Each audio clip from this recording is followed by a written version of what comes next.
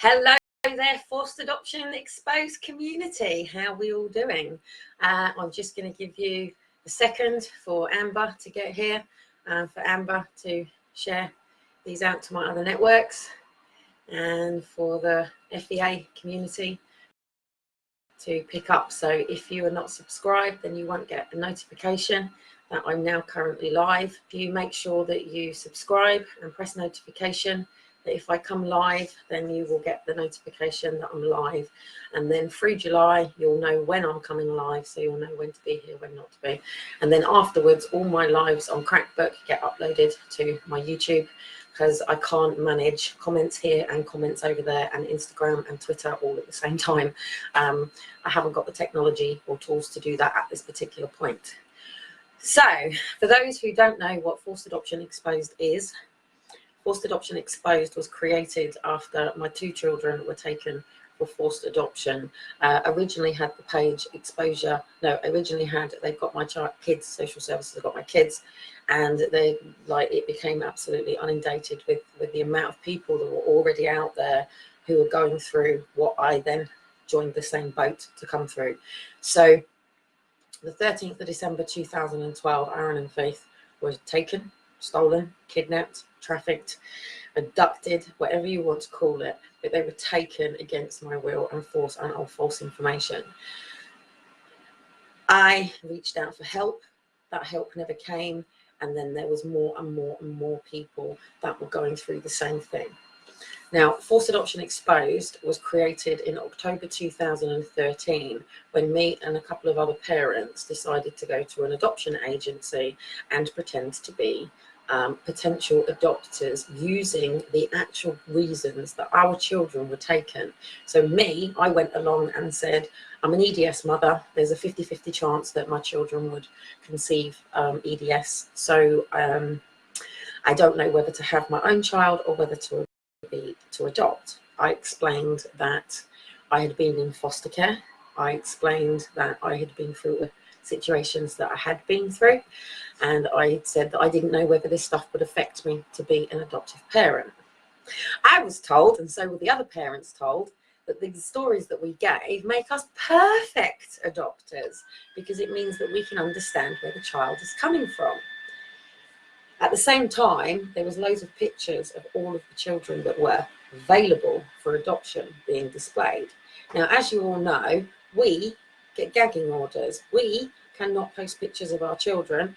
We cannot talk about our children.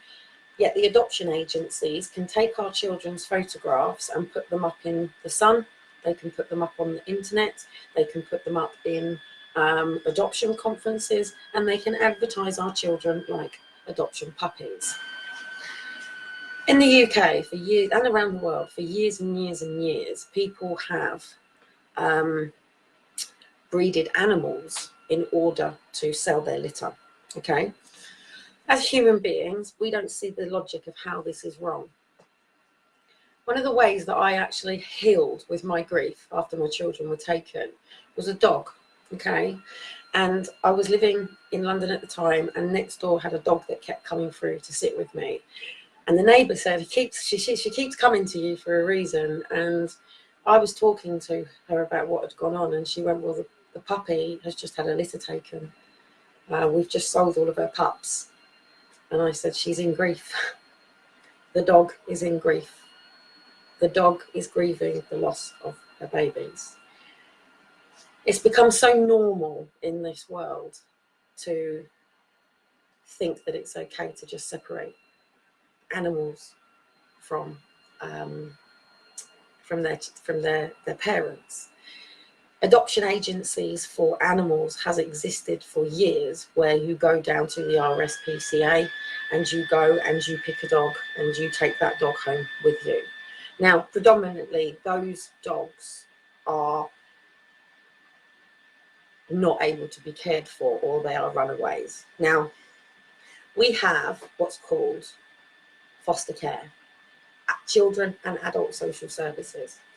Children and adult social services are there to support, enable and empower. We also then have child protection service. Child protection service is not the same as children's social services. Believe it or not, it's two separate places, okay? Children and social services is funded by the education system. Adult social services is funded by your council tax. Never the twain shall meet. The right hand doesn't talk to the left and they don't come together, which means that we have no family service. We just have a service for the children and service for the parents. But in order for somebody else to be responsible for your children, they have to take your rights away from you. Now, a father ejaculates into a mother, they make love, they fuck, whatever it is that has caused the child. The majority of people have children because they want to have them. Children don't accidentally just appear. You don't just, obviously, you know, whatever the story of Jesus is, but you know, you don't just have a baby. You take the decision to have a sexual relationship with somebody, and by having sex you take the consequences that there is going to be a conception of a child. There is no rule book for raising a child. We live in a dogmatic system that says that if you have a child, one, you are to attend maternity, doctors, and you are to give birth in a hospital. Yes, we have home births, but that isn't seen as the way to go. And obviously the majority of people have, like myself, high risk pregnancy because of the EDS, and you have supportive systems around you. It is also then expected and educated here in the Western world that the moment your child turns 4, they then are registered and they go to school. Your children are in the education system, and then your children are then on a railroad to basically going through the education system to become what it is that the system wants them to be, okay? Or they rebel and expire from it. We as mothers and fathers have to register our child. We have to register our child by law. It is a legal requirement to register your child. If you refuse to register your child, it is a committal to prison offence. By registering your child, you make them a property of the state. That means that the state has the responsibility of your child. If a child is living in a home where the parents are incompetent and abusive, there has to be a system that comes in place that says that this is not acceptable. There are parents out there, and in fact, we know for sure 100% that here in the UK, an ex-police officer actually arranged to impregnate his girlfriend with all in 100% intentions for him to rape the baby. That was his intentions with the baby. Now, he went to prison for having all of this child porn and things like that, and he was released, and he was placed right outside a nursery, okay? We live in a country right here, right now, where we have an infestation of child sexualization and paedophilia. The music industry is sexualizing our children. The stuff that our children watch on telly is sexualizing our children. And people out there are fighting for the rights of the sexual needs of a child. People are trying to lower the age of sex so they can have sex with a child. There is people that believe that children are a sexual product. Now, in the society that we live in right now, nobody gets it right. Nobody's perfect. We get sick. We get ill. We have breakdowns. We get overwhelmed. We go through grief. We go through separation and divorce. We go through losing our homes. We go through building jobs and losing jobs. We go through building businesses and then businesses not working. Life is a roller coaster, and we can have good peaks and we can have down peaks and we can be up peaks. Psychology is a system that runs in this world that analyzes the patterns of behavior of people. What they do is they have an SPS database, and in that SPS database, it's a computer program. So basically, I would have a hypothesis. That hypothesis would say, If somebody is sexually abused, this is not my hypothesis, this is this is psychology. If a child is abused as a child, therefore they will be an abuser as an adult. That is psychology's understanding of child abuse and who somebody becomes as an adult. If you are abused as a child, according to psychology, therefore you are then in high potential of drugs, alcohol, sexual activity, immoral conduct, crime, and being in prison. Because what sexual abuse does is it causes trauma. I have a man behind me right now who's clearly showing signs of being overwhelmed, confused, suppressed, depressed, turning to maybe a joint or a fag, a bottle, the Red X, overwhelmed by the amount of paedophilia, the amount of corruption going on in this country, but he's overseen by the love of the Lord. Now, what psychology does is psychology comes in and labels and puts you in a box. If you were abused as a child, therefore you have a histrionic personality, you are sexually active. If you suffer with any form of darkness, negative thoughts, therefore you have depression. If you don't know your true entire self, so you don't have more than 3 or 4 hobbies and you don't know your identity, therefore you have borderline personality. If you are somebody who occasionally believes in themselves, occasionally doubts themselves and goes on to a roller coaster, therefore you have bipolar disorder. If you have complete and utter trust issues, therefore you then become a sociopath, and then we have psychopaths. If you have been through trauma as a child and you have trust issues, therefore you're a narcissist. And this is pretty much how it works. When a person, so today, there was an issue today where a child has not turned up at school and has run away. As the police have been involved, what will happen is there will now be a referral to social services. What the social worker will have to do is fill in a report. Now, this isn't actually a social services report. I can grab one out of my cupboard if you want to. In fact, let me do that. I am still here.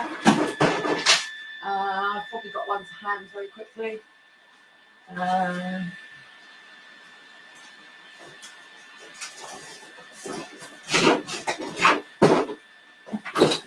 I'm throwing everything around. Right, I've got one of my own files here. So, to parents who obviously know what forced adoption is, and to people who are having a look. Oh, actually, that's my own foster care file. Just 2 seconds.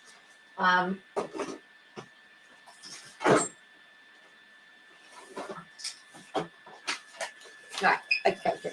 So basically, the first thing with social services, if somebody comes to social services, now what I am noticing is a lot of people getting false allegations through neighbours, through family, and through people where social services is being used as a weapon and tool against people. I'm going to report you to social services. I've heard it in this place where I live right now, where I have mothers who their children are running around and banging and stuff, because we're in a block of flats. And the next door neighbour is going, yeah, I'm ringing social. And they do. And they do. And this is where a lot of the high number of referrals are coming in from, okay? Some people refer them to social services because they've got a child and they're showing signs and they feel that they need help with their child. And what the services are meant to do is to be supporting you. But it becomes very difficult because we don't know each other from Adam.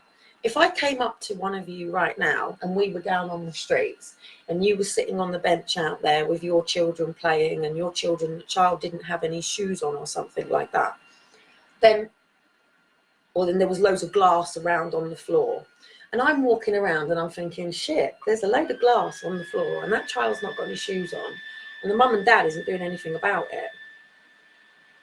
Well, as a curious bystander, part of me would go, have you seen the glass? Yeah, maybe you want to put your kid's shoes on. Who am I to tell the mother to put the shoes on the child? Now, what I could do is go and move the glass and eliminate the problem in the first place. Now, if the mother then says, I go over to the mother or father and say, look, there's glass on the floor and your kid's not got any shoes on. And the mother turns around and says, and? Well, I'm starting to think, hang on a minute. I was using this as an analogy. If that mother or father is taking no care and concern, the question is, what do you do about it? What do I do as an observer to protect the feet of the child for standing on the glass?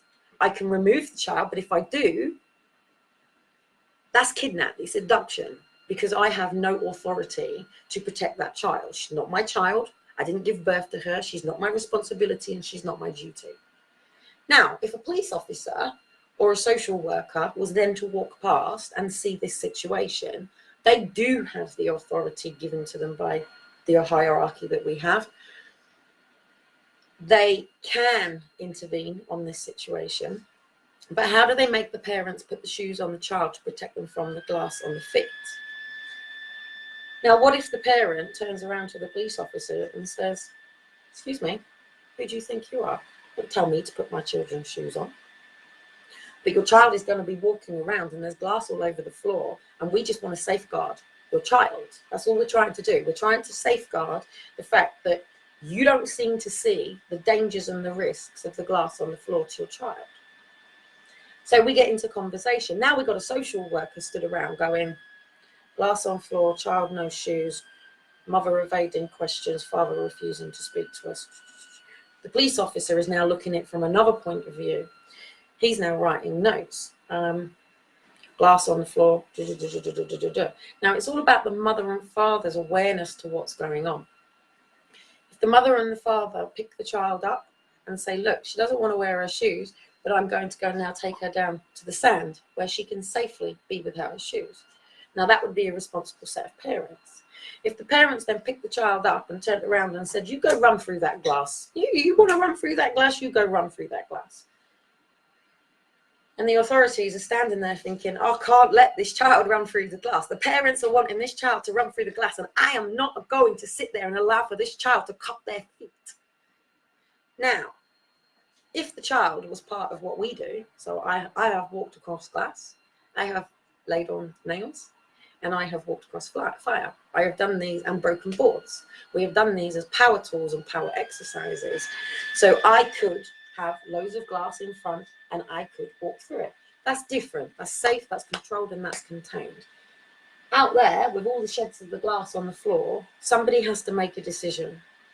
If the parents are not going to safeguard their child, somebody has to. Now, what they could do is turn around and say to the mother, and the police officer and the social worker could actually there and then, the social worker has no power, by the way. The social worker at this particular point cannot do anything, just like me. The social worker has no power whatsoever other than to turn to the police officer and give them the pieces of paper that she's just written down that show that there are grounds for concern and pass them to the police officer, or the police officer will make his own decision at this point and go, hey, there's child protection issues here. Okay? What they could do is now say to the parents, you put the child's shoe on, or I'm going to take your child until you can understand the consequences of your actions. Wow. That's really heavy and really deep. Okay.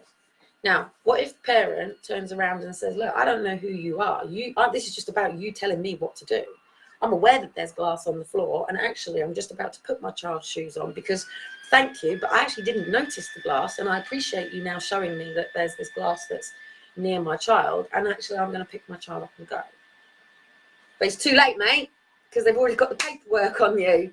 Now, that paperwork is 10 days. They've got 10 days to write that report on you. So you might think that you've just had that indication with the police and the social worker and it's okay, you've picked your child up, you've made sure that you haven't cut their feet, you put the shoes on. The council have sent somebody down to clean the glass off the floor so it doesn't infect anybody else. The glass is gone and the parent now wants to go away. Well, in those 10 days, social services can do. Now, one, you have to actually sign it. So if you sign a freedom of request, you are allowing for your information to be handed over to them. If they feel that there is even more further cause for concern, they will have what's called a statutory meeting. That statutory meeting will resolve without you. You won't know about it, you won't be there, and you won't be invited to it. That's then when all of the multi-agencies will come in. So take the parents sitting down there with the child's shoes on, with all the glass around. They want to have a look at everything now. So they want to have a look, does this child go to school? Does she have school shoes? Why does she not want to wear her shoes? Why did the parents even have any shoes? Is that why they couldn't put shoes on it? Because they didn't have them? Are there any child in need concerns? Is there any child protection concerns? Or do they maybe need to put a check team around the child? Now, the problem with this system is there's too many people. There's too many social workers touching the hands of it. There's too many police touching the hands of it. There's too many health visitors coming in, midwives if the person is pregnant. And there's too many cooks spoiled the broth. If you're working with a system, you require consistency. Same people, same faces, same judge, same thing. It should all be consistent. But the thing is, we've just all been railroaded. My case alone was one of the first 26-week court processes. That meant within 26 weeks, they had to make a full-time court decision on whether or not my children should be removed permanently from me. Now, mine was a similar situation with the whole doodah thing, but mine was very, very different. Mine was an EDS mum that's originally supported by adult social services, and adult social services were not available. Now, if a parent comes under mental health, learning difficulties, disability, therefore the parent has immediately become below the threshold. So if we just explain, the Child Protection, was it the Children's Act, sorry, the Children's Act of 1982, I know it's been revised recently, basically has a standard that they believe that children should live by. So it comes under Maslow. They're under Maslow's hierarchy of needs. One, this is flawed immediately. Maslow's hierarchy need is about self-actualization, not dying to the self. I'm about dying to the self and being a greater form. But another conversation, another story. But the fact is that if a parent has a learning difficulty or a physical condition, immediately they're below the threshold. It is adult social services' responsibility and duty of care to put the packages in place that support the family and put them back above the threshold. This is not criminal to be below the threshold. Poverty is not criminal or wrong. I know people who've been multimillionaires and been out on the streets, and become multimillionaires. That is not a reason to remove children. People get caught up in drugs and alcohol, and the reason that they do is because there's a void in their lives or a trauma that they have once been in. To turn around and say this person is a drug addict and an alcoholic is the stem, is the leaves of the problem. It's not the root of the problem. The majority of roots of the problem come from physical, sexual, emotional abuse. The whole system in social services is focused on physical, sexual, and emotional abuse. That's it. Okay? Medical sort of gets thrown in there. They are the three classifications that they are looking at: physical, sexual, emotional abuse. A removal of a child is the most abusive thing, especially if it is unnecessary and unlawful. If I witnessed that child stood outside there with no shoes and I made the decision to pick that child up and take them away from their mum and dad, unless I say to the child, hey, come with me, we're going off to the shop. Let's go to the shop. She might be quite happy until we get to the shop. And then we might get to the shop. And then at some point, she's going to say to me, where's my mum and dad? And we'll go to my mum and dad. She won't know me from Adam. Or I could actually just pick her up. And if I actually try to move away from a child, from a mother, that child is going to rear up. There is what is called a bond, okay? Now, when the father penetrates the mother, there is a connection between the two people already. Even if they're in a club and they go for a one-night stand, the moment they consummate and come together, there is a connection between them physically and spiritually. That's why I say be careful how many sexual relationships you have, because if you do finally meet the one, you're going to bed with every person you've ever fucked, mate. And that's how we get insecurities and challenges, and you know, we end up with DV relationships because there's so many previous landmarks, so to say, or practice trials, so to say. But to make love, to have sex is a very amazing, beautiful thing. It's not about losing your virginity, it's about giving your virginity away. We don't value this in this country anymore. It's not appreciated. Like I said, we are in a world that is sexualizing everybody. It does not want family. It does not want husband, wife, family. Doesn't want that. It's separating everybody to be single, to be, hey, singles can adopt, gays can adopt, all people can adopt, people with learning difficulties can adopt, people with disabilities can adopt, but then we put it back to the other side of the system, and these are the grounds to take your children. I'm currently in a social housing flat, and I have universal credits.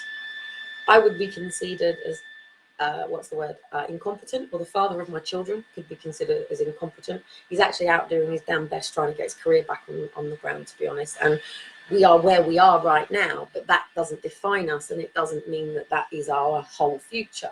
But to some people it will be. But to be in council and to be on benefits isn't reason to take children. If you are taking children from people who are living in social housing and on benefits to place them with middle-class families to put through education, that is genocide, okay? That is taking children, hoping to God you're going to give them a whole new standard of living. In fact, children in foster care have been sent off to boarding schools for years and years and years to retrain them and re-educate them and try to bring them back into society for a different purpose and things. It isn't just happening to people who are living in social housing and on benefits. It's happening to the working class. In fact, we even know that MP Lucy Allen, she wasn't an MP at the time, but she is an MP now. She's positioned herself as an MP deliberately, but she was a barrister. Previous to that, she was a solicitor, but she was a barrister. She sat on the foster care panel boards. She sat on all of these meetings. She was the one who used to sign to remove people's children. And then all of a sudden she went to the doctors herself, and she had social services in herself. Then all of a sudden she's looking at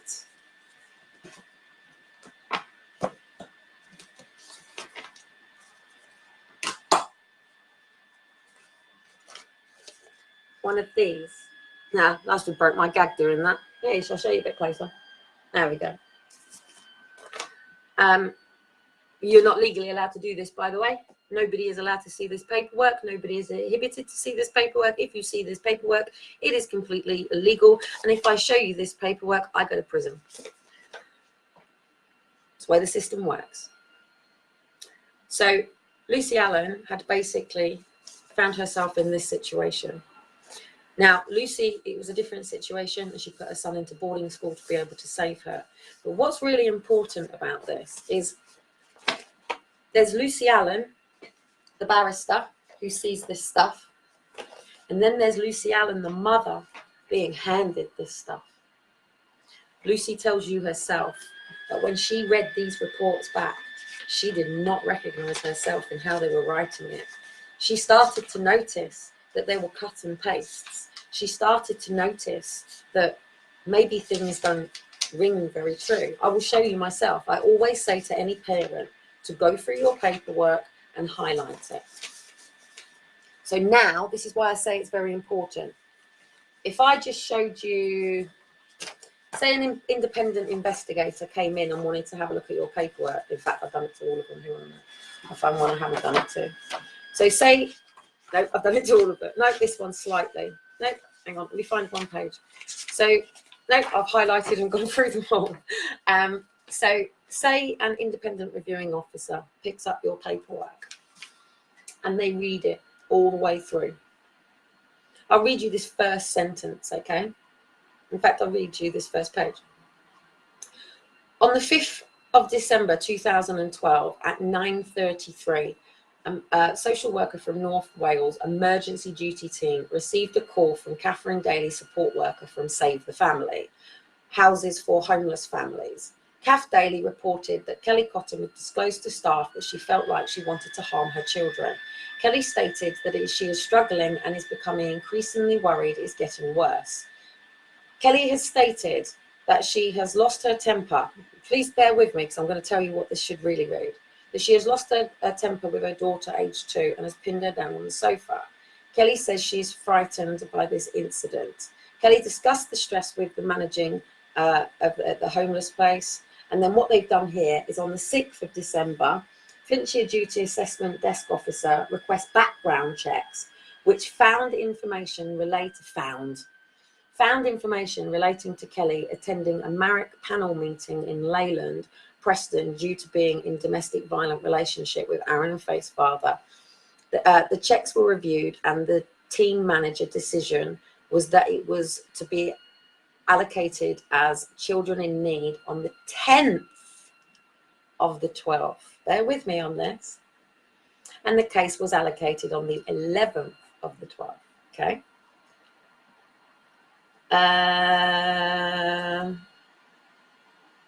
Right.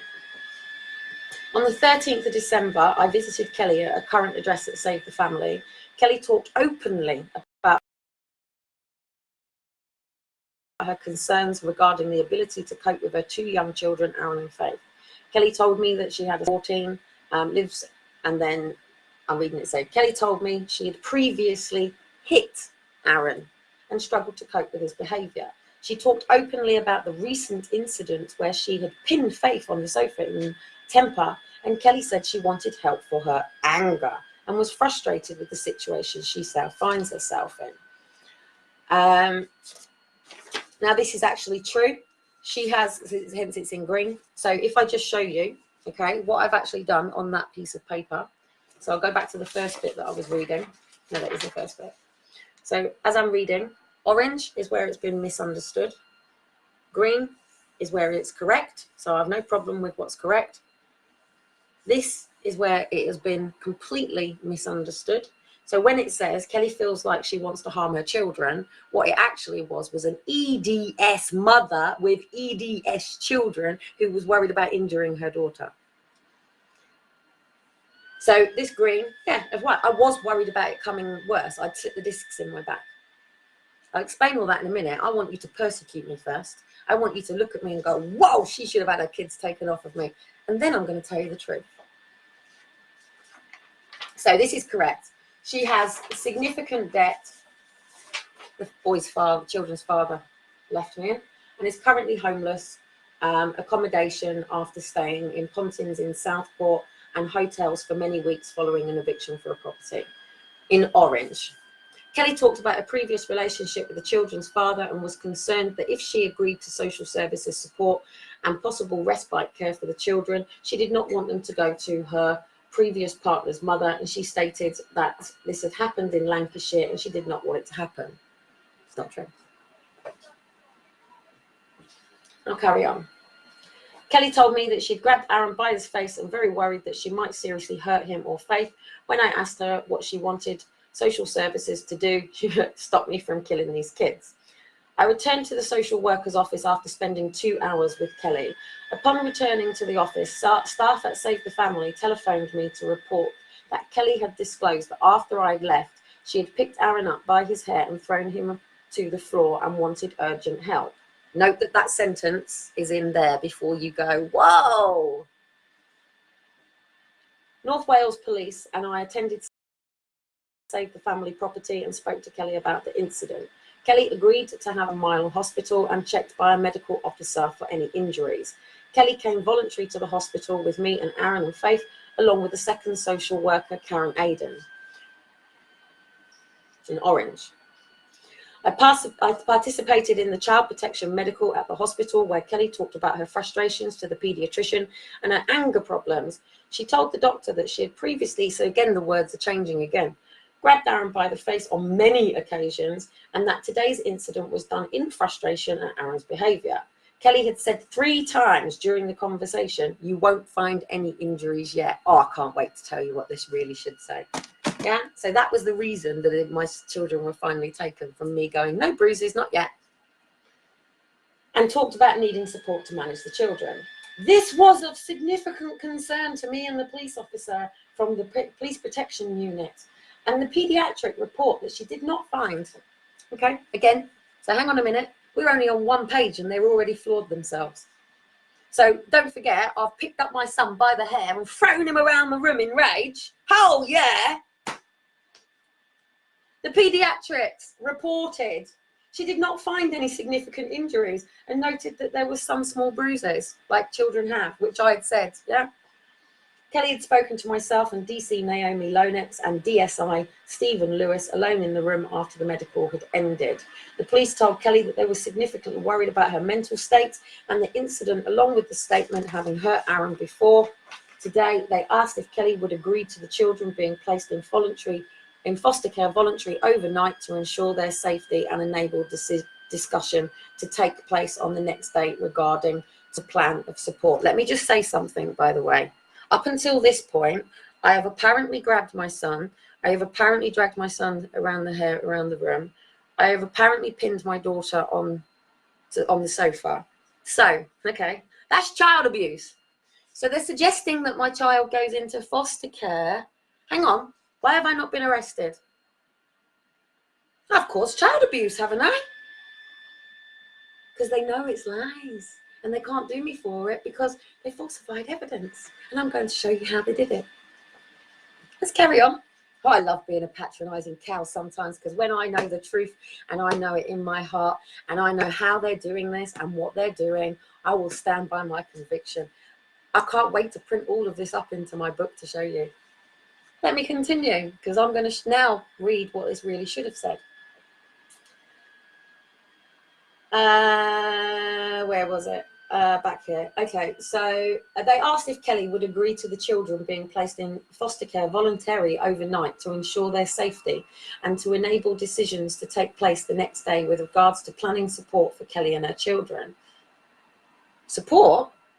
What? So it's okay to drag your child around the hair, around the room, and grab your child by the face and pin your daughter to the sofa? That's child abuse, isn't it? So wouldn't you arrest somebody for that? Why did they not arrest me? I wonder. Why do I have 10 draconian gagging orders on me? I wonder. Okay. Kellie refused to agree to this and become very agitated with the officers. Oh, yes. This was an officer who told me that if I didn't agree, they were going to take my child anyway, and I wasn't going to say bye. The local authority have a number of concerns in relation to the parenting capacity of Kellie. She has made significant threats towards the children and has actually assaulted one of them as she grabbed her 3-year-old son. By the way, it's just changed, and threw him to the floor. Hang on. So say this again. Let me say this again. She has actually assaulted him. Okay. So if a mother has actually assaulted a child, why are they all talking about putting the children in respite right now? Why am I not stood in cuffs? Yes. Being arrested for assault on my child. Yes. Take me to the criminal courts and prosecute me for child abuse. Yes, I would understand this. This I would understand. An allegation of child abuse, I would understand me as the mother being taken to the criminal courts, and I will then face and defend myself against their false allegations. I never got the chance to do this, did I?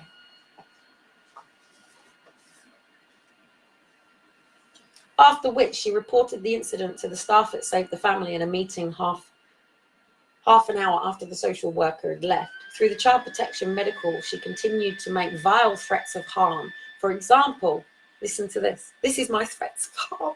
I'm going to explain this to you in a minute, and you're all going to go, what? Previously referred to this statement, as she said to the pediatrics several times, you won't find any bruises yet. That's not what was said, but I will speak it in a minute. The police felt that there was a risk of life and limb. There was a risk of life and limb to my children. Yet I then went back to my older children. There was a 13 and a 15-year-old with me, by the way. Life and limb. My children were in life and limb. Have I been arrested? Did they arrest me for child abuse and take me to the criminal courts? No.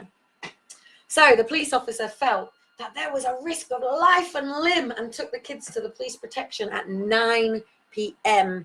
at night. Took my children off in the night.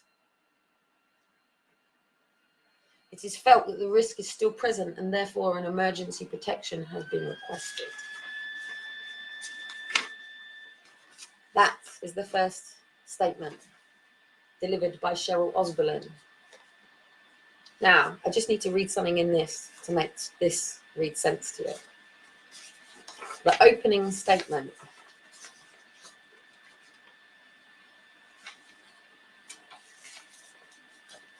You ready? This is statement 2. So this is second statement. So this is done on the 17th. So my children were taken on the 13th. This statement was done on the 14th. And this one was done on the 17th.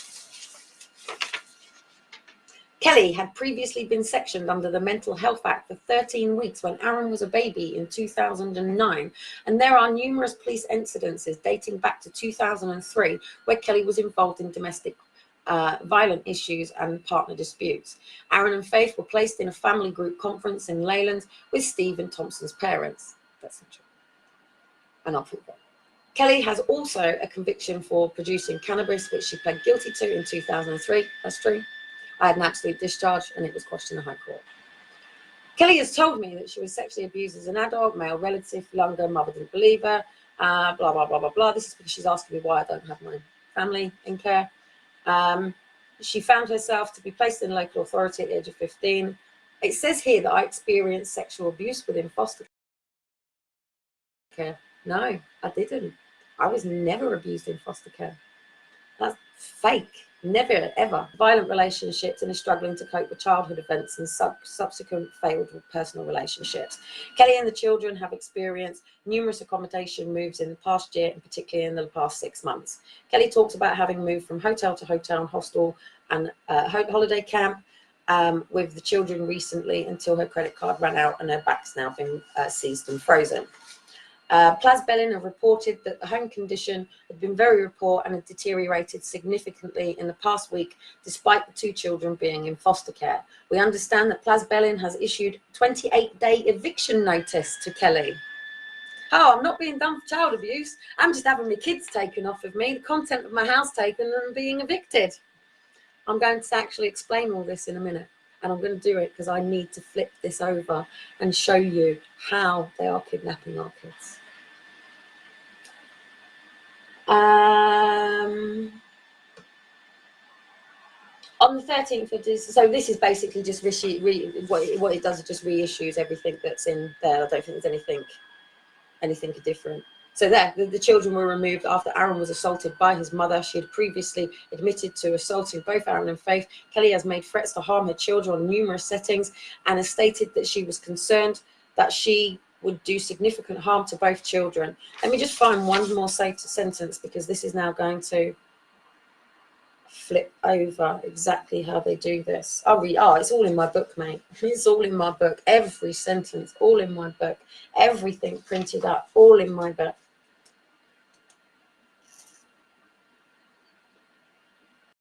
There you go. So there's this. This is their thing. It is my personal judgment that at present Kellie does not have the capacity to ensure her children's safety. She appears to have no acknowledgement or concerns in respect to the current living conditions and impending eviction, which they created. Kellie has behaved very inappropriately in 1 week that I've been involved in this case. Kellie presents as an intelligent and reasonable woman and is able to articulate verbally her aspirations for herself and her children. However, her current chaotic lifestyle and inability to manage her emotions and anger exposes 2 young children to her unprotected future and potential significant risk. Right, now let me find one more sentence because this is now really important. And I'm going to now tell you the truth, the real truth, the whole truth, and nothing but the truth. So help me God. January, we're in January now. I need one sentence and I'm even going to pull it up right in front of the camera.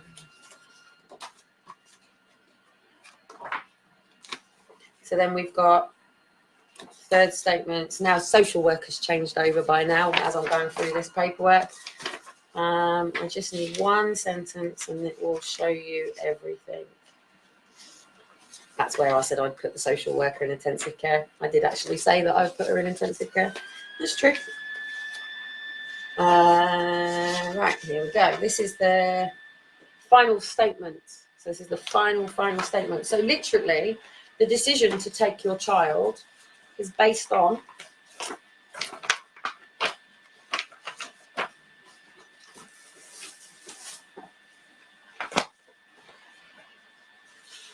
the first statement of the social worker, the second statement of the social worker, the third statement of the social worker. This has now been done by a different person.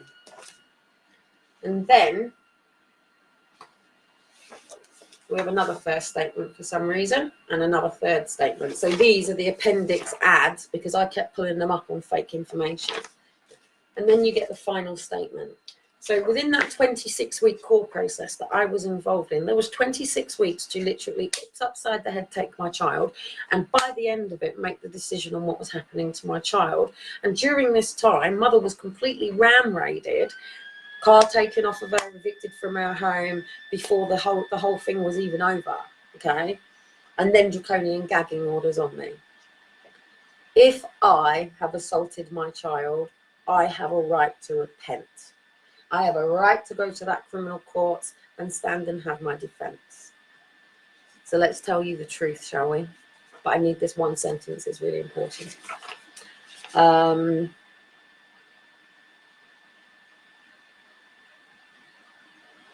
they're interested in here is that I've become aggressive towards the social workers and the police, and I had.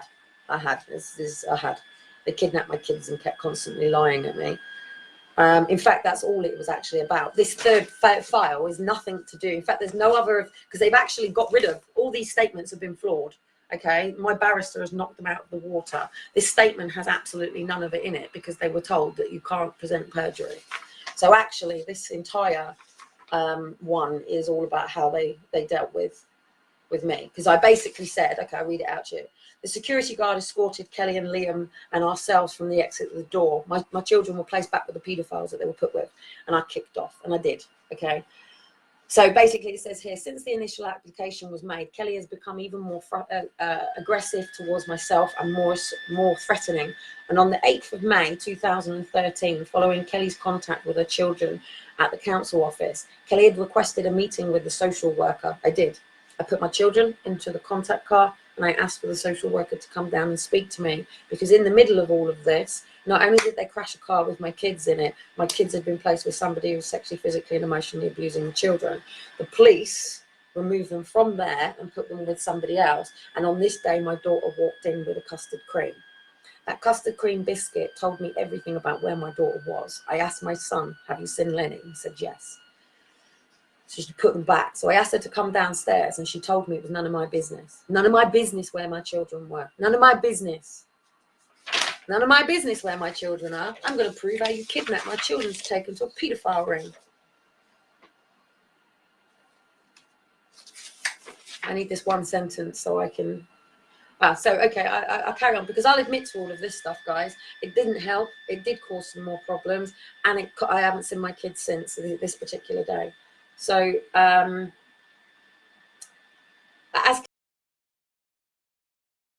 Kelly was exiting the main building into the foyer, she stated, oh, notice Liam's with me at this time. Is my son with me? Shouldn't all my children be taken from me? As Kelly was exiting the main building into the foyer, she stated that if I was not removed from her children, then she would put me in intensive care. I didn't actually say that. And actually, again, I'm gonna read all of this out to you. In fact, I'll give you that one sentence. Their sentence says, as Kelly was exiting the main building into the foyer, she stated that if I was not removed from the children, then she would put me in intensive care. No. Door closed. She went, the children are where they are, and there's nothing you can do about it, and it's none of your business. And I went, Carrie, I got 36 upheld complaints on you, and if you are not removed from my children's case by whatever date it was on there, I will make you want to go into intensive care. Do you understand? I will hound you. I will put complaints in against you, and I won't stop until you're away from my children. Do you understand? their little one sentence. So takes all of that and turns it into one little sentence. I pulled the main door shut behind Kelly as I did so. She turned and walked back towards the door and stated, "I will put you in intensive care."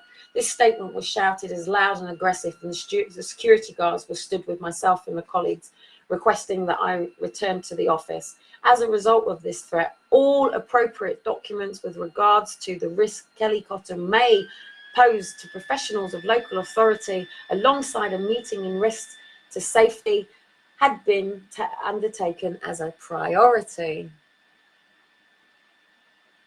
Kelly and her son Liam departed the building. Approximately 15 minutes later, they returned, and Kelly stood outside the main door of the building, shouting that the local authorities had kidnapped her children and that the local authorities had placed them with paedophiles.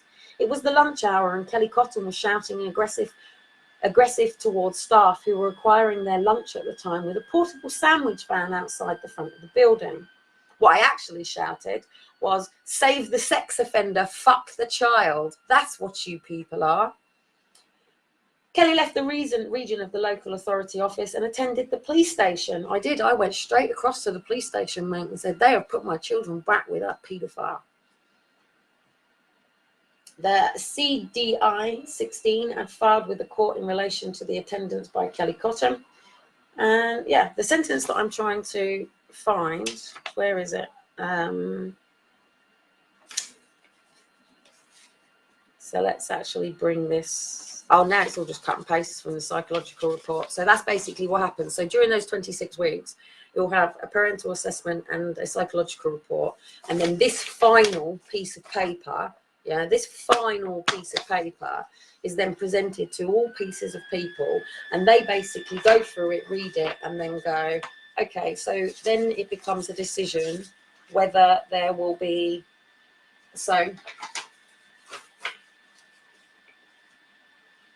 oh, look, no other person has been put forward for assessment in relation to being permanent carers for the children. Yeah. Do you know how many people come forward for my children? Many. 32 I can count at already of people that come forward for my children. Neither Aaron and Faith are currently diagnosed with EDS. Due to Kellie Cottam's claim that the children have EDS, the Ehlers-Danlos syndrome, the children are referred to a genetic in order to assess the official diagnosis. Indeed, due to the timescale, the local authority will be commissioning a private consultation, and my children have now been diagnosed with EDS. The range of powers available to the court: 1, no order; 2, supervision order; 3, care order. So in making no order, then obviously the case is closed and your children get returned to you. In making a supervision order, now I was actually living on Save the Family, so officially they shouldn't have legally taken my children in the first place. Had I actually been this, then I was actually already in supported living. So there was no reasons. I could have been assessed with my children there. There was no reasons to take my children. So I am going to tell you the truth of what should have happened. So here, Dr. Maya Edwards has stated that it is unlikely, highly unlikely, in her opinion, that Ms. Cottam would be able to work collaboratively with the professionals and agencies, particularly if the children were placed elsewhere. The local authority have expressed their concerns previously to the inability to engage with Ms. Cottam in a positive way. In order to facilitate change to ensure the safety and well-being of the children, due to Ms. Cottam's lack of responsibility of her own behaviour and actions, her lack of insight into the concerns raised by professionals, it is in my opinion that Ms. Cottam will be unable to inappropriately and safely parent her children or provide them with the emotional stability that they require in order to develop into secure and well-balanced adults. As a result, no identical family, my family, mum, dad, all of that. The children have been presented to the agency decision maker, where the decision about where they should be placed for adoption. I have paperwork that proves that my children were placed with their adopters the day that they, when was it? It was just before Christmas, okay? Now, let me explain something to you. I had been living in Leyland, as you know, in the newspaper and everything. I was doing Challenge Britain. I have EDS. That is my knuckles. That is my throat. That is my shoulders. I have EDS. I had an indicative budget with adult social services in Leyland. That was one for emergency plan. So if I actually ended up into A&E, therefore there was a placement for my children, because I didn't have family support. And I have never had family support. I didn't have anyone that could take my children in an emergency. And also I didn't trust people that I didn't necessarily know to take my children in an emergency. And father was not fit, and he is the one that says at that particular point he had gone back to using drugs and drinking. So, but he was manipulated by the social workers to not get involved. So basically, when I was at Save the Family, you sign in on the first day and nothing was right about this place. The park was closed, the facilities were closed, the youth place was closed. I'd asked him to transfer Liam's education to make sure that he was still, within college. None of this was getting done. And then all of a sudden I'd come down 2 stairs with my children, and in terms of my property, I'd just moved in. I had a couple of boxes, I had a few of their bits in it. All my stuff was in storage. I didn't have any of my property unless I was collecting it as and then, and little bits that I'd managed to bring in the car. All of the actual 4-bedroomed house was in storage. I was asking Save the Family, and they said, because I had the 2 kids, I couldn't take the 2 kids in the van and go and get all my stuff and back, and my back was going. So literally I'd gone over to the wash place and I'd gone whoosh, and I can show you because I've got all the complaints over it as well. When I put this all together, you'll understand it. So reading on the basis of this, I'll now tell you the truth. On the 5th of December, I had slipped my discs. I was talking to Kath Daly and a couple of other people in the wash load to say, this is getting really bad. If I go into A&E, then there's nobody. They're telling me that Liam can't remain on site and look after the kids, and my auntie has to give 24 hours notice to come on site. So I said, well, this doesn't work. I said, because if I slip my discs, I'm going to be in A&E like that. This is how it works. Literally, you guys will ring an ambulance. I will get taken in an ambulance. My kids can't come in the ambulance with me. And Liam isn't allowed to remain on site with them. I said, so what do I do? I shouldn't be having people taking and putting my wash in. And then the thing was, the heating was getting turned off. Like it is here, they turn our heating off. The heating was getting turned off at about 10 o'clock at night, and about 2-3 o'clock in the morning, Faith was waking up and wetting the bed, and then getting into bed with me and wetting the bed. So I was having to strip the beds, and they were going in the hallway to then go outside and across to where the wash load was. Then I've got to take 2 children down the stairs and across outside to where the washing and drying is. And I'm at that point now where I've just come out. I've not long been out of hospital already, and I'm panicking that I'm going to end up in hospital. And also, because I was managing with my slipped discs, what was happening is I was coming home, parking up, and then the children were wanting to go into the park, and the park was right out the front of where we lived in Save the Family. You'd have to look at their website to see it's Plasbellen Hall. So then the kids were getting really upset. So I was having to pick the kids up to take them into the flat and say, I'm sorry, but you can't go into the park. It's closed. How do you explain health and safety won't allow the park to be open to 2 kids? My daughter had literally then had her first ever terrible 2. Never has my daughter had a terrible 2. And she literally just threw herself down, and it was like this, next to a door like this, right? And I'd picked her up and I'd put her on the sofa. I just knocked the thing over. And I put her on the sofa. I've gone, Faithy girl, you need to calm down. I'm sorry, but you need to calm down. You're either going to have to go to your bedroom, or you're going to give mommy a hug, and we'll go and play a game or do some cooking. Okay? She sat down, we got some bits out, and she did some cooking. Then I had a situation where I then had to have a meeting. So they've then decided. So what the worst thing is this Kath Daly, I've ended up saying to them after this situation with Faith, look, I don't want to end up injuring my kids. Like, if I pick them up wrong, I've already got 2 EDS kids. So if I end up handling them, I'm going to end up hurting them and injuring them. So this CAF Daily has then rang social services to say that the mother is worried she's going to hurt her kids. So can you imagine, in a child protection, it's gone from being an EDS mother with slip discs and children with EDS children to all of a sudden a mother enraged who, you know, is worried she's going to hurt her children. Then listen to this. Don't forget, they're all telling everybody that I was sectioned when Aaron was 7 months old. I was never sectioned when Aaron was 7 months old. Let me read you this statement again, and let's see if you can pick it up yourself.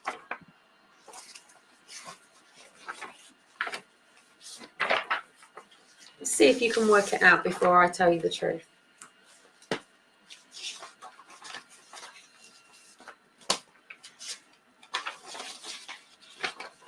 Let's see whether your head can work this out.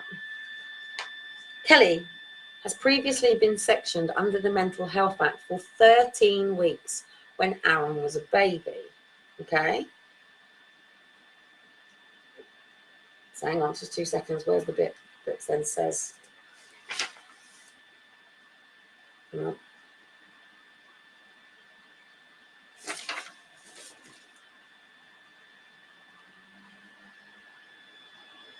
Where is it? It's about the children going to live with their paternal grandparents. Right, anyway, but work it out, right?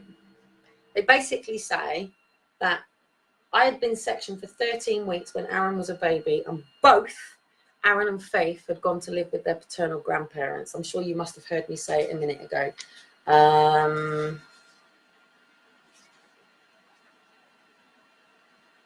Where is it? Anyway, work it out, okay? Aaron is 7 months old. Where's Faith? You'd have to know how old my children were for a start. Aaron was 3 and Faith was 2 when they were taken. So there's a year and 1 month in between my children. Like she says, she had a 2-hour conversation with me, okay? And we sat down and we talked about everything from Tony Robbins, because the social worker Cheryl Osborne had been at the National Achievers Congress, the UPW, all these events that I was working at, okay? She attended, she was a guest. So let me explain something, okay? She sat down and she's had this conversation with me. At the end of it, I talked as a mother with EDS. All I was asking for was to social services to allow for my auntie, well, to enforce Save the Family. I wanted them to hold Save the Family, uphold them. They were running on par. In fact, in May, Save the Family got closed down. My complaints got them completely closed down, but I never got my children back. So you've got a mum who's literally walking around site with slip discs, trying to stay out of hospital, trying to pick up 2 children, trying to get up 2 sets of stairs with the washing, getting into the flat, trying to get back down the 2 sets of stairs while carrying 2 children, going across to the thing, in the laundry, picking up the laundry, trying to get the 2 children. Yeah, if you've ever had slip discs, you'll understand. Getting back up the stairs again and going into the property. And I'm thinking, oh, I've got to go into hospital. It's the only way around it. And then the other thing is I can't take pain relief. So they then, Liam was at college on this particular day, on the 13th of December. And literally at the end of the conversation, she said to me, well, if we don't transfer your indicative budget, what's going to happen? And I said, I'm going to end up smashing the Xbox or killing the kids. Now, Liam kept leaving his Xbox out. Aaron would then want his Xbox. Aaron, the tenacious little boy that he is, on this particular day, had literally, because the social worker had been in the house, he kept asking for the Xbox. So when the social worker and everybody left, all Aaron was doing was asking for the Xbox. And I've said this on numerous occasions. The cutie little one, I've no blanket or anything, he literally got the blanket and he's like this, laying on Liam's bed, Xbox. And I'm saying, Aaron, come on, we've got to go to a meeting. And literally I had to go back across, go to a meeting about the fact that the heating and all of this sort of stuff and all of the problems that were going on in Save the Family. And I needed to get him to get his shoes on to go and go across to this meeting, and he's being all cute, and Faith's standing at the door going, Aaron's being naughty. I'm going, Faith, come on, you go get your coat, get your shoes on, we're going. Aaron, come on. So literally, I've put, because he's like this, and he's got all his things up, and he's got it all wrapped in. I've put my hands behind his head like that, and I've moved him forward, and he's taken the thing off, and he's gone and got his shoes on. Because I've put my hands, and I've said this, right? You can't pull an EDS's arms, and his arms weren't available. His head like that. That's it. That is it. So then I finally do get over the meeting, and I am absolutely exhausted. My back is killing me. I just want to sit down. I take my son's hat off because it was obviously the middle of winter. I brush his hair down because I've just taken his hat off. You know, got my children settled in the creche while I attend the meeting. And I've literally just said, I have had enough. I can't cope like this. I'm going to end up hurting one of my kids, and I can't risk this. You know, they have to put this system in. That's all I said. Because if I pull, look, watch. Can you see that? So if I pull an EDS child, watch. If I pull the arms of one of my children, I've already done this. I did it to Liam. I swung Liam by his arm and dislocated his shoulder. You know, when they play 1, 2, 3 and swing, woof, completely popped his shoulder. Faith when she was younger. Now they're trying to claim that my children don't have EDS. Let me read something to you.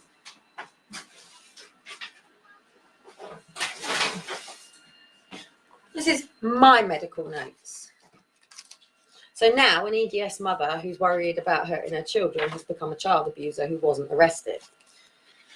They're then going on saying that EDS isn't real. It's easy to fake. They've pulled all my foster care file. They're trying to make out that I'm a mother who is completely deranged and my children don't have EDS. My children were taken on the 13th of December 2012, where they are stating that my children don't have EDS. The mother doesn't have EDS. It's the easiest condition to claim to have. This letter is dated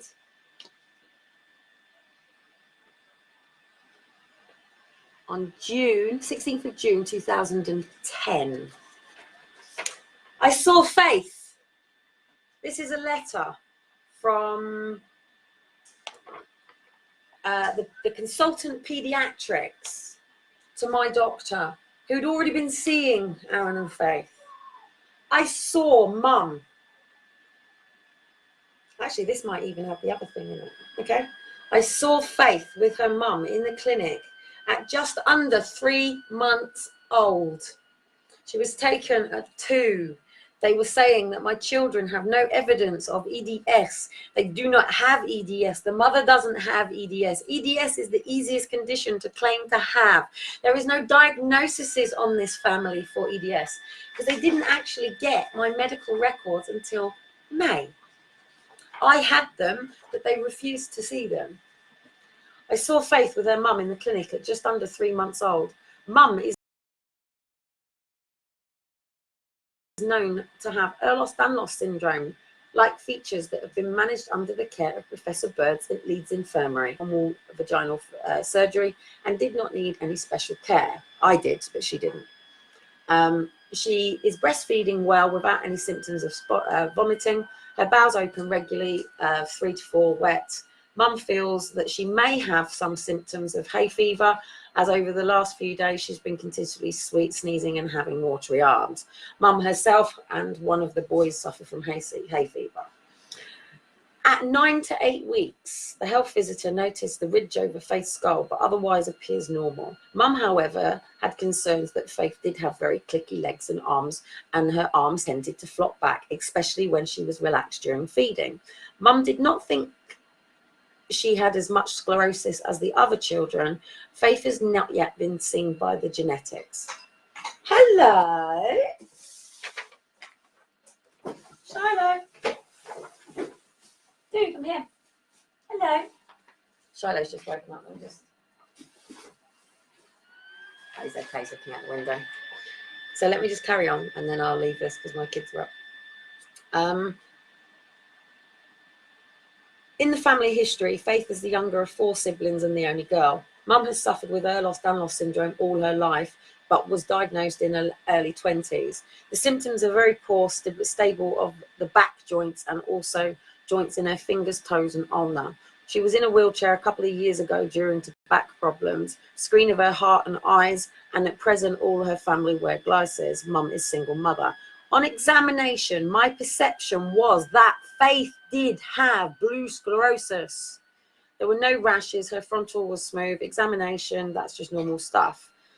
Pupils were reactive, she was fixating her hips, and here it is. Examining her legs, knees and ankles, I did feel the clicky and laxatives. Elbows and wrists were also a bit loose, but were not hypertensive.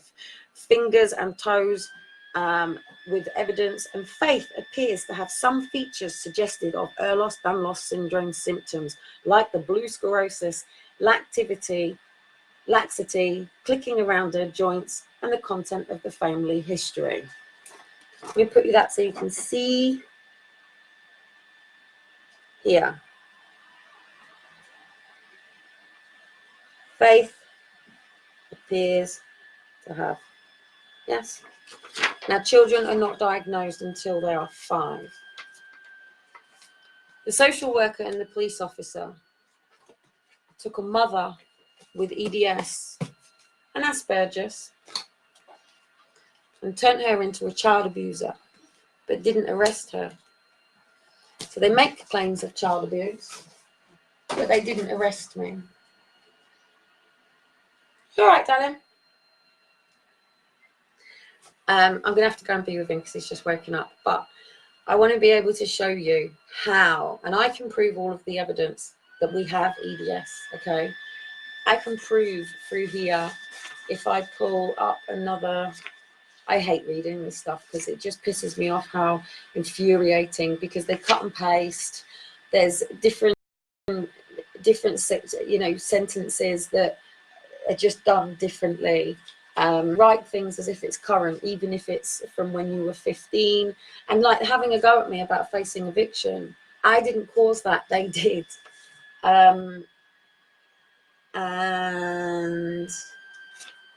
yes, it is frustrating, it is. And the social services need to understand that when you insult a parent by, making them be something that they're not, people do get annoyed, people do get pissed off, people do want to assert themselves, and people do get angry. And I am angry. I have every right to be angry. They came in and they took my kids and disappeared with them. They just gave me a phone call. And when I was at the hospital, Aaron didn't want to get undressed. He kept saying, Mummy, no, I don't want, no, let's go home. And I'm going, where's the bruises? And I'm going like this, and I'm, where's the bruises? And I've taken his top off, and I'm going, where's the bruises? Yeah, that's how I am, yeah. Managed to get his trousers off, turning him around, making sure that they can see my son. The doctor's doing all their examination, even having to check my son's ring piece and penis. Okay? So then I get my son dressed, and I give him a hug, and I give him a noogie, and I go, no bruises, not yet, because he's going to get covered in bruises when he's a kid. That police officer has taken what I've said and written it in a horrible, disgusting way. Save the Family have been taking people's children for 22 years. After my children were taken, Save the Family got shut down. Save the Family have been trafficking children to paedophilia circles, and I'm going to prove it. Aaron and Faith were chosen for adoption at a Christmas party, and the very next day had fraudulent accusations put on top of me. An EDS mother who had just needed childcare in the event of going into hospital in an emergency. Just as if children go to school and you're running late. Every parent needs a backup, supportive person for their children in the event of ever, running late, needing to be somewhere, even childcare. I was in foster care. I have never fully ever had that support from my family. My parents work like normal people. They have jobs. They can't drop their life at, next to nothing when I was living up north. This is why I was moving down south. The whole point of me moving down south was to have a supportive system around me. So if I went into A&E, my family was around. If I, you know, I'm limping around and I've slipped the discs in my back, and also someone to train with. Now the problem is I'm not the only one. There's parents with EDS like me where children have dislocated their shoulder and the parent has been caused for abuse. There are children with EDS that are covered in bruises, and let me show you something.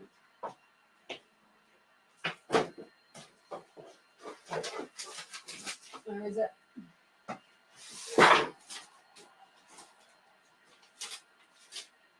Oh, I find it. This is why I've got to get away and get all this paperwork together and get it all in order. I've got a. This is not child abuse. This is EDS poster. Hello.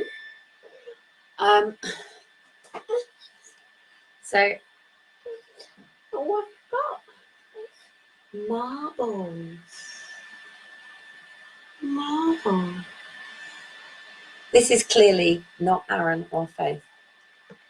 This is Shiloh, and Elijah is in bed. I did go on to have another family. A lot of people don't like that I've done that. And I hope and pray that I am going to see Aaron and Faith again. And not a day am I going to give up. Not a day am I going to give in. Not a day am I ever going to allow these people to gag me over what they've done. Like I said to the police that threatened to kill me at the front door the other day, to shoot me, that if I'd done something wrong, why am I the one with the tender cagoli and gagging orders on me? They messed up, whether it was intentionally or not, whether they completely misunderstood the situation. And because of one person who made a phone call to say that the mother was worried about injuring her child, hurting her child. My son's on my hip right now. Let me show you something very, very, very quickly.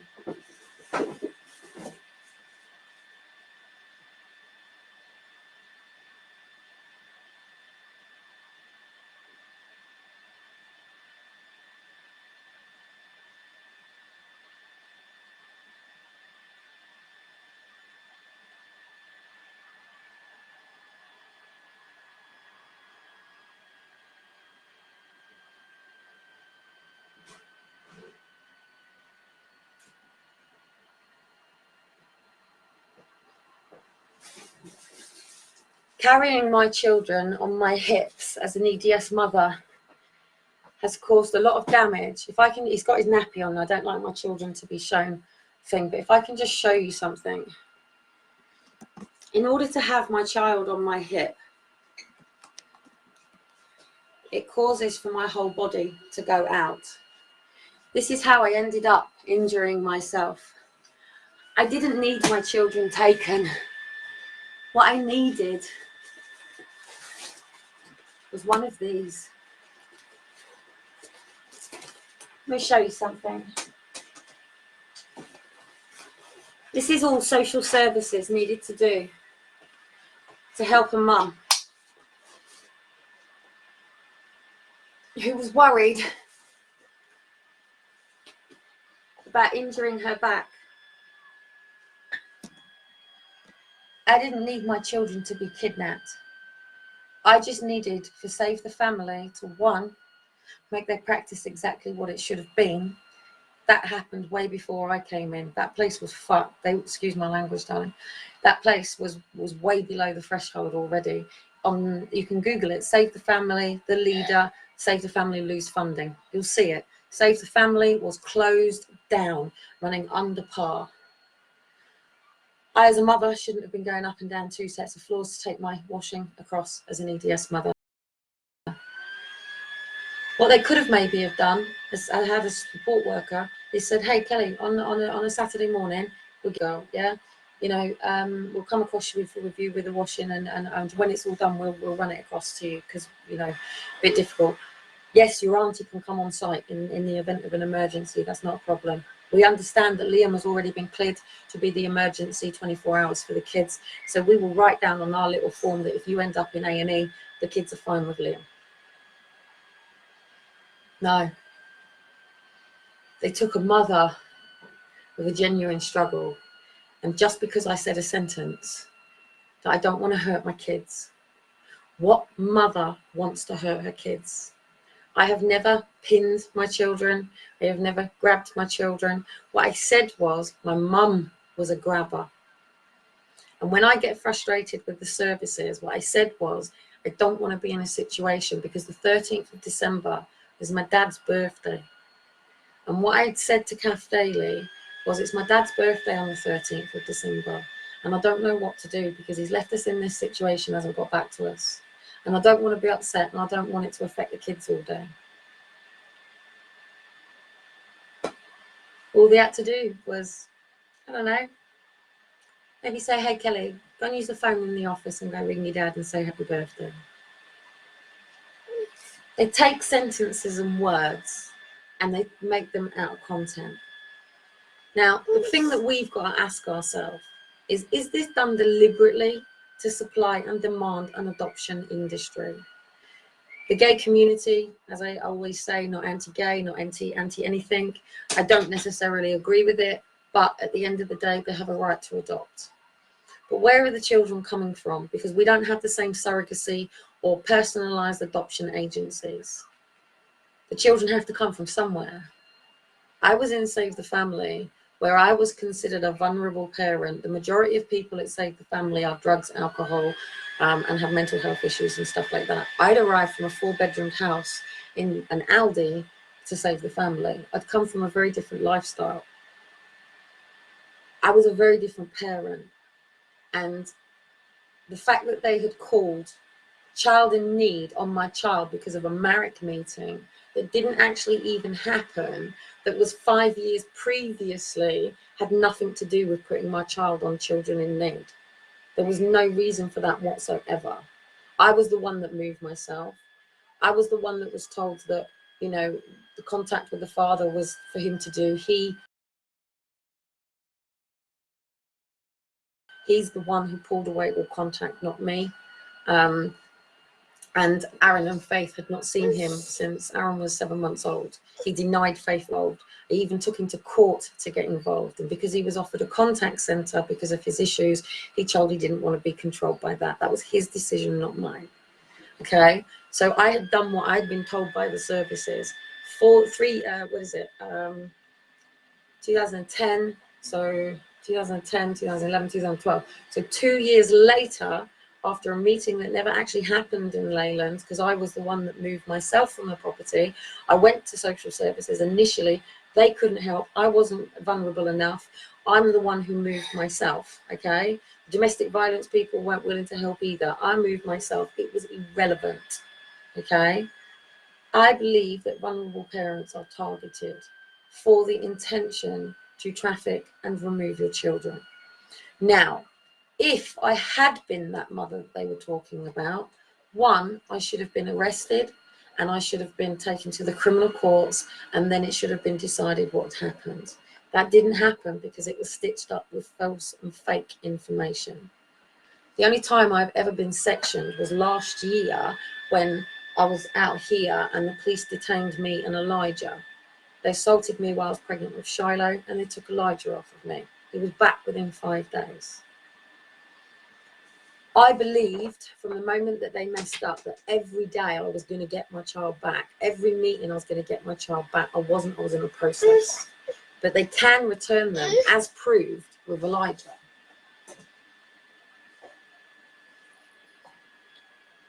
Now, I read you that because I don't want you to feel ashamed of any of the allegations that have been sent against you. The social worker made a claim that I picked my son up by the hair and threw him around the room. Shiloh is 1. He's 2 in November, and Elijah is 2. He'll be 3 in July. If I was to pick up, look at this short, blessed, short little hair that my children have got. Aaron actually had longer hair. I don't want to even do it to him, and I'm a bit upsetting him now, but social workers would say you can't give marbles to children as well. If I was to grab a child's hair like that, and if I was to pull a child and throw them around a room and throw them to the floor, the level of hair out, damage to the scalp, hair all out of the hair. Have you ever had someone pull your hair? Okay, how much it hurts on your scalp? Oh. And throwing him around the room, especially the room he was in. It was a tiny room. In fact, the room that it was in, the bed was there and the wall was there. So if I'd done what they've done, I would have smashed him up against the wall. Okay, so I don't want people to feel ashamed of what you have been accused and persecuted of, because it is only in showing the proof in how they do this. They don't have time to put the whole 2-hour meeting that she had with me into these documents. The social worker was with me for 2 hours. Then she went off to another case. Then she went off to another case. Then she went back to the office. Then she come out to me. She was up until 9 o'clock that night. So she'd been out to me at 10 o'clock that morning. And she's got to make a decision about my child. She's just interested in going home, mate. You can go down? As any mother knows, carrying a child causes pelvic problems, hip problems. This is called a supportive factor.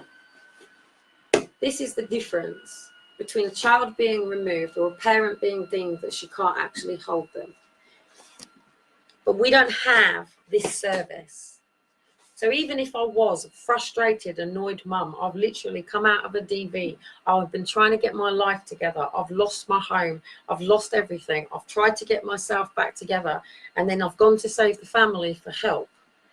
Any person who is on their knees is going to be talking about problems, okay? You could paint a whole picture in one of these things. It doesn't matter. It's no different than if I say to you, there's a car out there and somebody has just smashed the window. Your image and the picture that you have in your head would be of this window smashed and glass everywhere, glass on the floor, because that's what I've just said to you in the paperwork. The window was smashed. Now, what if the window was just cracked? Somebody has hit it and he has cracked the window. To say the window is smashed and the window has a crack paints two very different pictures. Social workers are not qualified, and I'll show you how they are not qualified to read a psychological report before I cut this out. Because right in the final, where's the final statement? Here's the final statement. Right in her final statement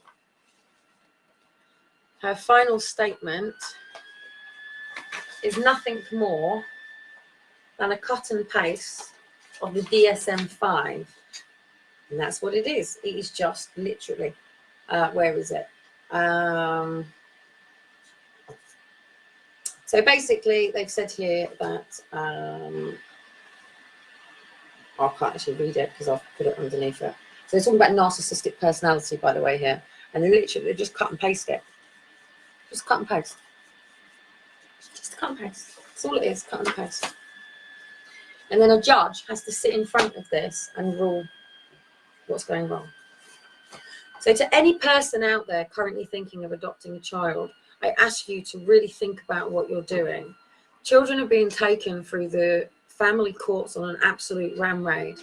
This morning, a mother faced a committal to prison for abduction of her own child, who was waiting to go in and have her final hearing to be told whether or not her son was going to be removed from her. I went through the court process with my children already removed from me. The mother was going through the court process wondering whether or not her child was going to be taken.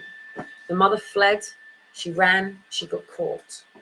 This morning, she was released on bail. She hasn't got jail, thank God, she's been released on bail, but her son has been taken from her and placed with family. The social services care system is there to enable and empower the children. We do not have a family care system in this country. They have only just issued £13 million to support families, but this is only about drugs and alcohol. Parents with physical conditions, learning difficulties and mental health are getting caught up in a child protection world that has nothing to do with us. And we're losing our children as a result of this. Vulnerable parents are being preyed on for this very reason, in order to take children and gag parents so children can be taken off to paedophilia rings, child trafficking, and having organs taken from their bodies. I'm sorry to share this information with you, but it is true. We can prove it, any article. Please Google the removal of children's organs. You will find many, many cases where children have already been found in these situations with their organs removed and dead. Google children abused in foster care. You will find many, many, many articles of children sexually, physically and emotionally abused by foster carers in foster care. Please Google police officers who have led child paedophilia rings. You will find judges that are involved in paedophilia rings. You will find police officers involved. Please Google ex-police officer who had child to have sex with it. This stuff happens. When you have two responsible parents who look after their children, know their needs and everything, these people can't get them. So where do you think that the sexual paedophilia network is getting the children from? Either by parents that sell their children to be fucked, and it happens. And these people need to be arrested, detained and castrated. The majority of children are in foster care. There are illegal adoption agencies that are portraying themselves as adopters when they are not. They are from the PI information exchange. They are pedophiles, and they are then taking these children and they are trafficking these children for child pornography. If you do not believe that child pornography exists, please go into Google and put in child pornography. The chances are, as you open them up, you're going to end up with the police knocking on your door wondering why you're looking for child pornography. However, it will show you pictures of child pornography. If you go onto the dark web and you Google sell me a child, there are people out there who will sell their babies to the paedophilia network so their children can be sexualized and used and abused. Children within the music industry, within modeling agencies are going through this because parents hand their children over to their handlers, and then the handlers are taking the children off to be abused. Children are abused in the education system. We have proof of this. Google, find an article. There only ever has to be one, and the fact is that we know this is true. There are people who work for the services who, out of hours, are turning up at doors as social workers, and they are booking the courts out with real judges, with real social workers, and with real police officers, and with real paperwork. But it's a private booked court, and nobody else in them services knows anything about it. There is also some amazing, beautiful, wonderful social workers, amazing, beautiful, wonderful foster carers, amazing, beautiful police officers, amazing, beautiful judges who just want to protect children from the evil horribleness that goes on. But unfortunately, these children are slipping through the nets. One, they're not qualified or experienced.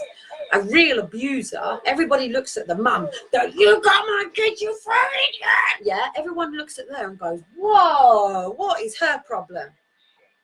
You go up to a lion and take its cubs from him and you see what you're going to get. It is natural for us as parents to want to protect our children. We have been ramroded through the courts, and I would love to see how many of you really, really are willing to create two documents.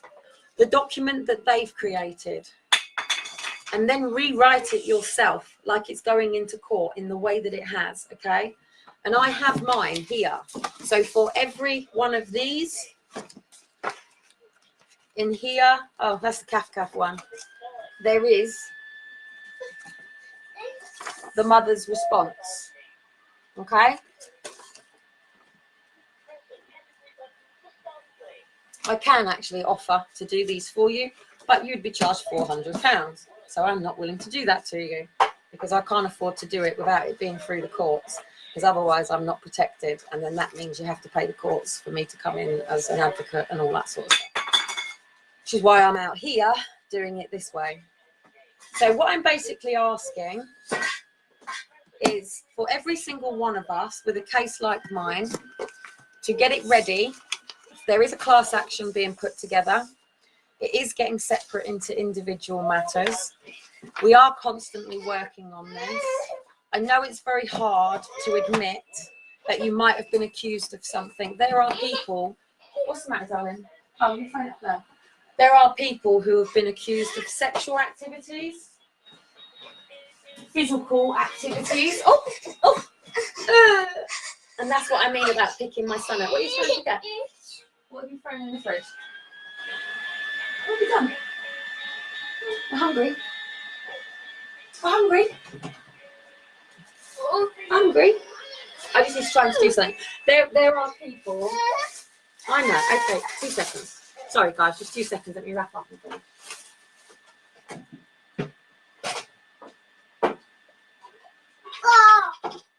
I know. Just 2 seconds. I know. In fact, just while I add to it, there is actually a video of me walking down the road with, there you go, Elijah. And because I'm EDS, it looks like I'm dragging him as my arm is going around. So basically, what I'm asking everybody to do is to prepare your defence again. But to do it in a way, in fact, actually, the protocols of Zion. Aha, okay. Yeah, in fact, I've just been talking about Zion this morning. Amber is just okay. Let me just read some comments before I say what I was going to say. Oh fuck, there was some comments. Oh shit. Sorry guys, I don't ever get to see this sort of side of it because it's Amber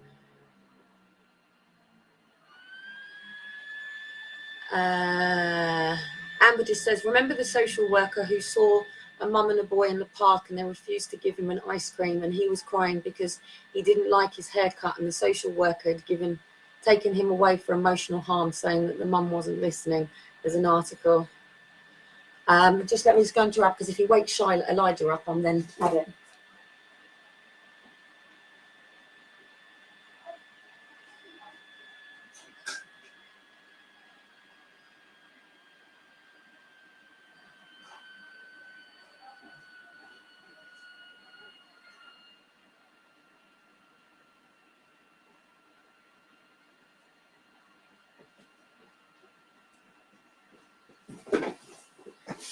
Sorry guys, I missed it. Unfortunately, Shiloh's just woken Elijah up, so he's going to want to lean in and feed. What have you got in your hair?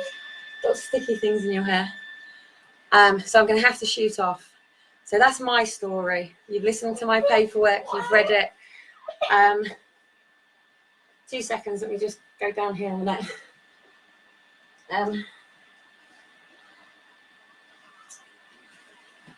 I've told you my story on numerous occasions, but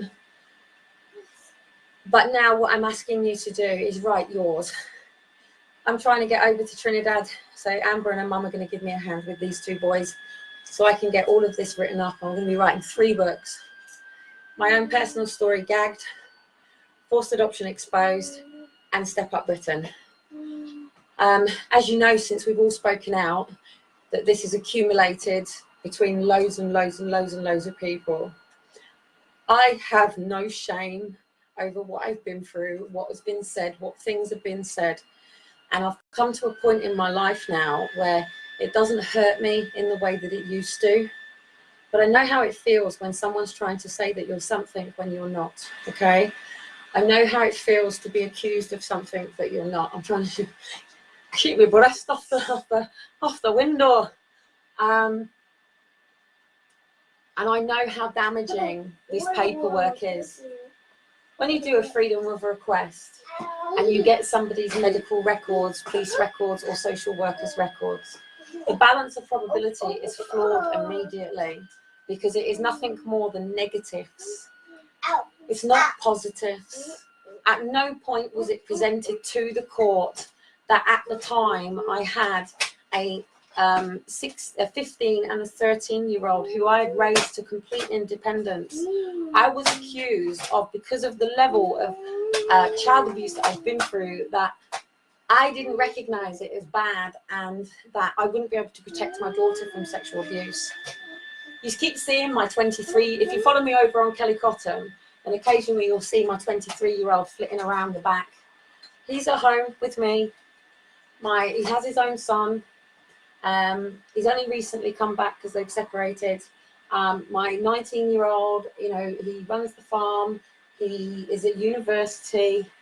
And then I have these two. Please don't think that if you've had your children taken, that it is an automatic right to remove any future children. I'm not saying that children are replaceable. Aaron and Faith are not replaceable. Elijah and Shiloh have not replaced my children. We are a whole new family. All I've ever wanted is family and stability.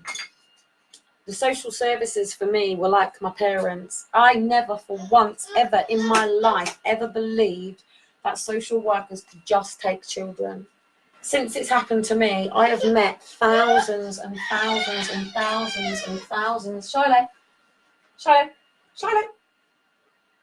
and thousands of families that have been, been failed by this system. Now, my kids need me, and I need to go and be mum right now. So I've managed to get this done because they were asleep. So I'm going to have to shoot off. I need to get out. I need to try and make some money, sell some bits so I can be out here and ready. So I've managed to get a car for July. I am available to come to parents and meet with parents. What I'm asking you to do is coordinate your area and try and get as many people together as possible. And what we'll do is we'll get groups of us to come around. Through July, I'm asking you all on the 1st, the barristers are protesting. I need as many red X's of you as possible down there, face to face with the barristers who are protesting that they don't get enough money, and face them and tell them, keep families together. Yeah, you are legally representing these parents, but you are not defending them. That's on the 1st. I've got to be online. I can't take these two boys out. So if you wonder why I'm not on the front line anymore, here's my excuse. So anyway, I've got to go, guys, because the kids want to be fed and get out and get out for a bit. They've ended up having a very late sleep today, and today's the first day that I've actually sort of worked full time today, and they've been at home and they're not going to nursery. No way, not in this current situation, and not until I've been to the courts and this paperwork is omitted because it keeps coming back. It all stems with my foster care file, and every time it keeps coming back with more and more. It's like Chinese whispers. The sentence keeps changing, it keeps changing depending on which social worker. So you imagine a social worker's got to hand over to another social worker. It's like Chinese whispers. And then they've got to go around a room, and because nobody has the confidence to stand up for the parents because they don't know them, they all do what's called the Milgram's conformity experiment. And they all conform to the first person's decision. And it's very, very rare will you ever get someone who goes, no, I support this family. But it shouldn't be about this. It shouldn't be a persecuting system. It should be an enabling, empowering system. And it doesn't matter where you are, what you're going through. It should be about working with that and helping you go to where you achieve. It's now, my door's just 2 seconds because I stay there just in case this is who I think it is.